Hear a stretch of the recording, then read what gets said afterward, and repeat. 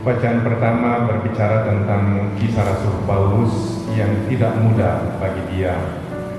Dalam sejarah perjalanan gereja, paling tidak ada dua figur yang menjadi pilar sejarah gereja Kristus. Yang pertama adalah Simon Petrus, yang kedua adalah Rasul Paulus. Simon Petrus merupakan pilar yang pertama karena dia adalah ketua kelas para rasul yang ditunjuk sendiri oleh Yesus, dan dia menjadi misionaris intern di antara kalangan orang-orang Yahudi. Sementara Rasul Paulus, lewat pengalaman perjalanan di Damsyik, dia menemukan panggilannya sebagai seorang rasul. Dia menjadi misionaris di luar kalangan orang-orang Yahudi, maka dia digelari sebagai rasul segala bangsa. Dua pilar ini kemudian menjadi martir di kota Roma. Simon Petrus tahun 64 Masehi itu disalibkan secara terpalit di mana sekarang berdiri Vatikan. Lalu Santo Paulus itu kemudian 2 tahun kemudian tahun 66 Masehi itu dimartir dengan cara dipenggal kepalanya. Jadi ketika dipenggal kepalanya, kepala itu jatuh terpelanting di tanah 3 kali. Di tempat di mana kepala itu jatuh muncul 3 sumber mata air, dan tempat itu sampai saat ini dikenal sebagai Tre Fontane. Tre 3, Fontane itu 3 sumber mata air. Dan kemudian para murid mengambil jenazahnya dan dia dimakamkan di tempat sekarang namanya Basilika San Paulo Apostolo di luar tembok kota Roma. Nah, bagi Rasul Paulus sendiri, iman kepada Kristus menjadi kekuatannya.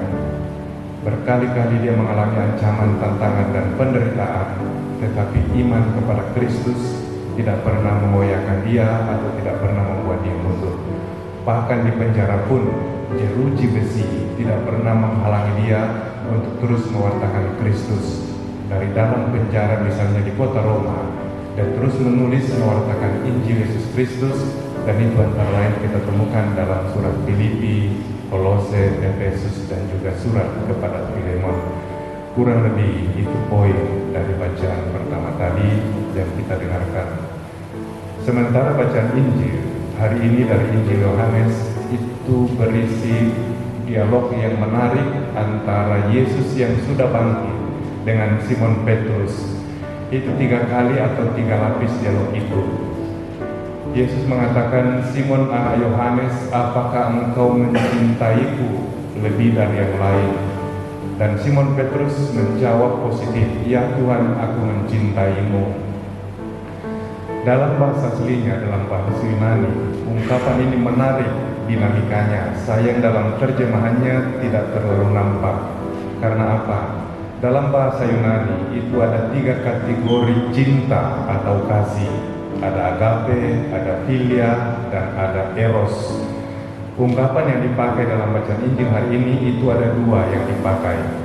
Agape dipakai oleh Yesus untuk cinta dan dijawab oleh Simon Petrus dengan lapis yang kedua, yaitu philia.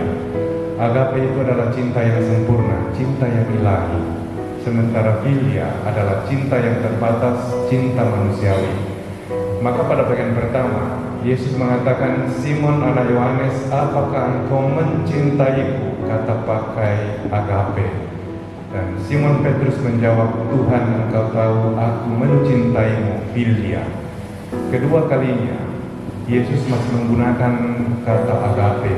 "Simon anak Yohanes, apakah engkau mencintaiku?" Agape, lebih dari yang lain.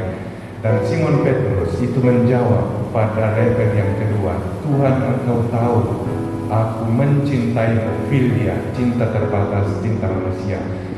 Nanti pada pertanyaan ketiga, akhirnya Yesus yang menurunkan tingkatannya. Dia mengatakan, "Simon anak Yohanes, apakah engkau mencintaiku?" Dia pakai kata philia. Dan kemudian Simon Petrus mengatakan, "Tuhan, engkau tahu segala sesuatu, aku mencintaimu," philia. Maka pada pertanyaan ketiga, levelnya sama. Yesus menggunakan philia dan Simon Petrus juga menggunakan